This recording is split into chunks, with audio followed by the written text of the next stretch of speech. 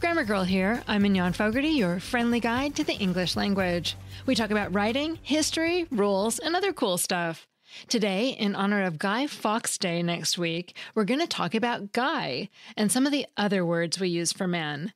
And then, in honor of Halloween looming before us on the calendar, we're going to look at the origins of the words for places we lay people to rest, like crypts.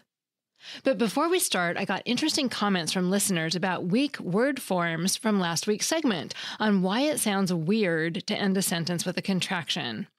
One person had an example of ending a sentence with the weak form of you. I'm going to give it to ya. And then the other described his grandparents having a dialect where it was normal to use the weak form of to at the end of a sentence, as in, where you going to? And I'm actually surprised that I didn't get comments about all the times you can end a sentence with a contraction, as in, I'm going to the concert, but she can't, because I usually get those too. But what all these things have in common is that we said we were explaining why you can't end a sentence with a contraction or a weak form of a word in some contexts. And then also, because this is English, there are even exceptions to those contexts and dialects that don't follow the standard rules. So yes, you were absolutely right that you will hear people say, I'm going to give it to you, and where you going to? But there are still some general rules about strong and weak word forms and clitics that explain why we don't usually hear things like, come to the place I'm. With Guy Fawkes Day just around the corner, it's time to think about the word guy, and while we're at it, other terms we use for men. Man is probably the most common word we use, and it is as old as English, although in Old English it meant only mankind. The Old English man, spelled with two N's, was related to the German Mann with two N's, the Dutch and Swedish man with one N, and the Danish word mand, which tells us that these languages all inherited the word from an older Germanic source language. However, its origin story grows somewhat murky as we move back beyond its Germanic past. We find another relative in the Sanskrit word manu, also meaning mankind or a progenitor of man, suggesting that all these words actually come from the ancient Indo-European language that spawned both Sanskrit and the Germanic languages, though no direct evidence exists of such a word itself. As we said, unlike the word man in modern English, the Old English word man wasn't a way to talk about an individual man. That meaning emerged later in Middle English. Still, people could talk about an individual male person in Old English by instead using the word were, which is also sometimes translated as husband. Were seems to have come from the Latin word vir, also meaning man. This is why, when we imagine werewolves, we usually think specifically of a man that turns into a wolf, since this is exactly what the compound werewolf means. What might surprise you more is that the word world is also related to Old English were. It was a combination of were and old, were-old, which translates as the age of man. A phrase that eventually became more about the place man occupies rather than the time he lived. And one thing that has definitely changed during the age of man is how we talk about him. While the word man still wins out in more formal contexts, in more casual or colloquial speech, the word guy becomes a very common way to refer to a male person starting in the 1800s, most particularly in America. Historically, the word derives from a specific person who was named Guy Fawkes, one of the Catholic conspirators involved in the Gunpowder Plot, a stymied rebellion that occurred in Britain in 1605.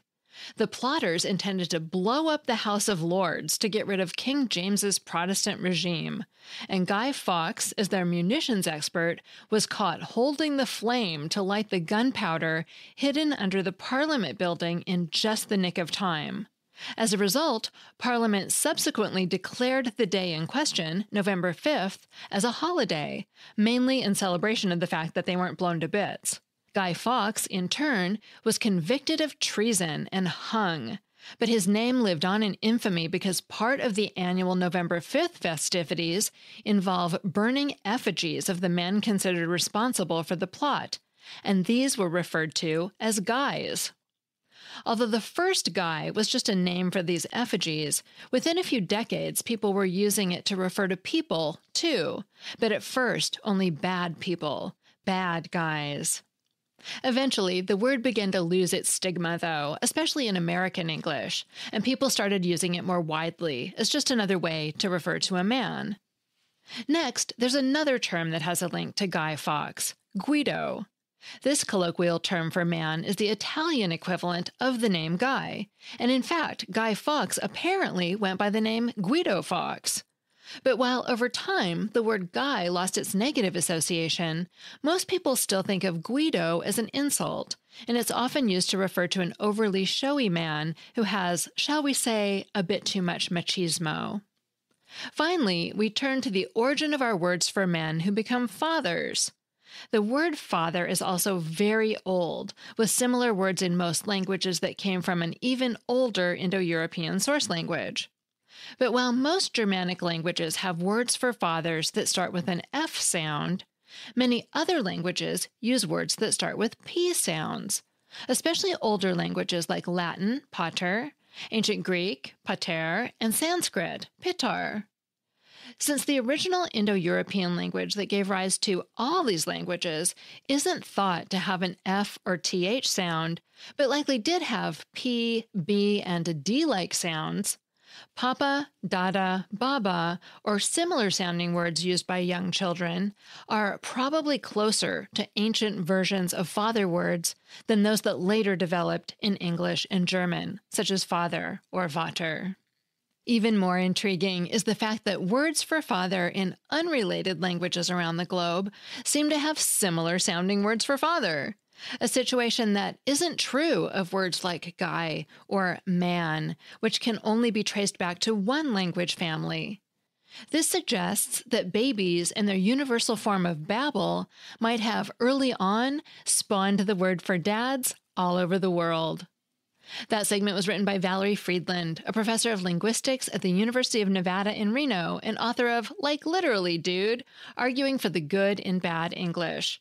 A version of this story originally appeared on Psychology Today, and you can find Valerie at valeriefriedland.com.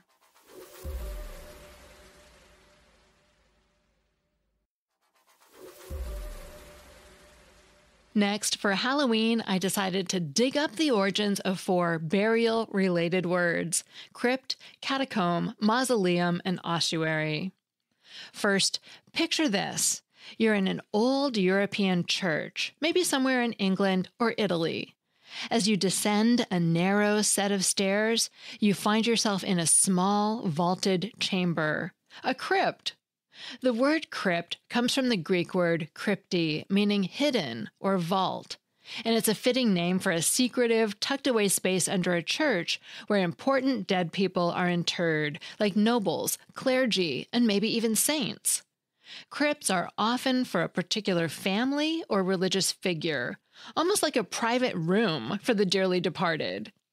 And the word encrypt does come from the same origin as crypt. It uses the same idea of something hidden away, although instead of a body, in the case of encrypt, it's information that's being locked away. Next, to understand catacombs, we have to travel to Rome, believed to be the site of the first catacombs. This time, picture yourself under the bustling city in a maze of narrow tunnels. The walls are lined with thousands of neatly arranged bones and burial niches, a vast communal resting place. The word catacomb goes all the way back to Old English, but has a slightly murky origin before that. It may have come from or been influenced by a Latin word that meant to lie, as in to lie down.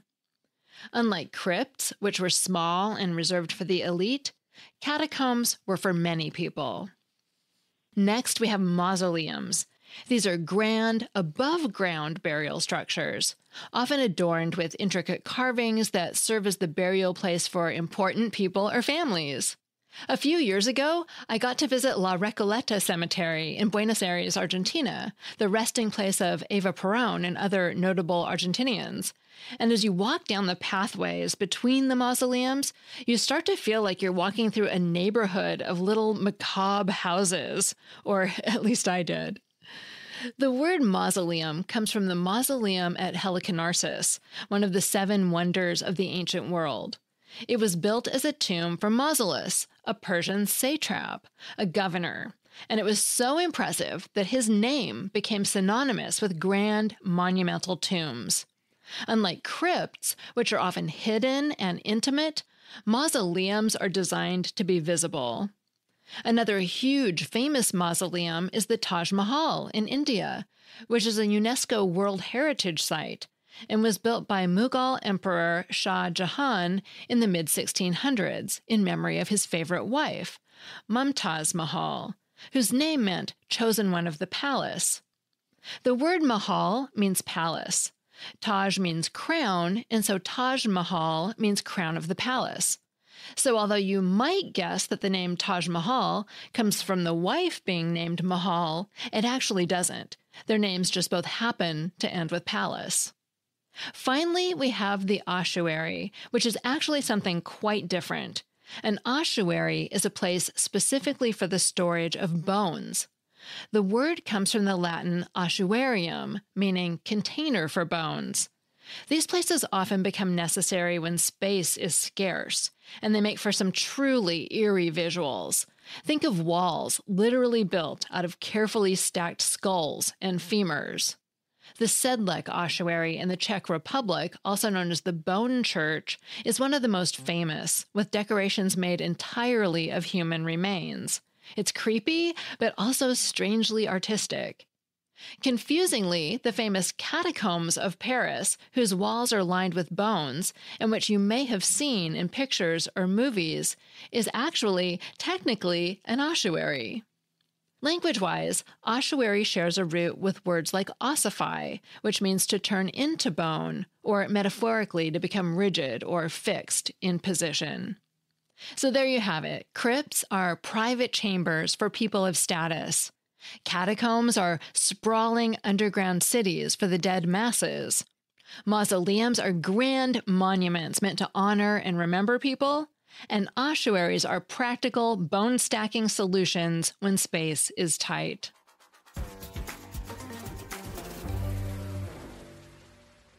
Finally, I have a Familect story from Jared.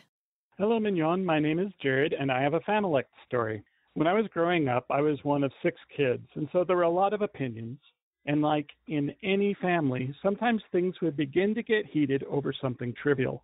As a way of diffusing the tension, a few strategies emerged over the years, one of which involves food. So my family was quite fond of taquitos, those rolled crunchy tacos. One day my siblings and I started to argue, and one of us who wasn't in the argument shouted, "Taquitos!" The oddness of this expression and the happy memories of the delicious crunchy snacks calmed things down for a bit. Another way was a bit more interactive. One day the whole family was at the beach. There were a lot of hungry seagulls swarming around any scrap of food and swooping over our heads, looking for any snacks they might get. We happened to all have plastic water bottles, and later that day, when some of us started to argue, one of us threw an empty water bottle over the heads of the arguers. This immediately stopped the fight as we looked up to protect ourselves from a feathered dive bomber. Love the show. Congratulations on the 1,000 show milestone. Thank you. Thank you so much, Jared. This is so interesting because it's clearly something your family does to disrupt arguments, but it's not really a single word or even always a word. The best I could come up with is that finding an offbeat way to interrupt an argument is your family's strategy. But if someone else listening knows of a name that's already established for something like that, please let us know. And this is also, I guess, a good time for me to answer a question that came in from Richard, asking me to explain exactly what a Familect is. So the word Familect is a blend of the words family and dialect. It's a word or phrase that you only use with your family. Of course, we've broadened that to occasionally include words you use with just your friends, like we heard from Jim a couple weeks ago. And in that case, we usually call it a friend-elect. An example from my family is that we call ficus trees Normans, after the calf that was born in the movie City Slickers. Because right after we saw that movie, I rode home on my bike in the rain with a small ficus tree in my backpack that was a muddy mess when I pulled it out, and it reminded us of the calf being born in a rainstorm. Another example from a listener is saying, well, it's no chocolate river when they see something impressive, because they once went to a restaurant that advertised having a chocolate river that turned out to be terribly disappointing, and it became a joke, like, well, the Grand Canyon is cool, but it's no chocolate river. So those words or phrases, the things you say to your family or friends that mean something to you, but wouldn't mean something to anyone else, those are familects. And I would love to hear yours. Please give me a call and tell me your familect stories so I can share them on the show. People don't seem to like using WhatsApp, so although it will still be there and it's in the show notes, you can also call the voicemail line again at 833-214-GIRL. Grammar Girl is a Quick and Dirty Tips podcast. Thanks to Davina Tomlin and Nat Hoops in marketing, Dan Feierabend in audio, Morgan Christianson in advertising, Brannan Goetschius, director of podcasts, and Holly Hutchings in digital operations, who's adding ice skating to her fitness regimen soon.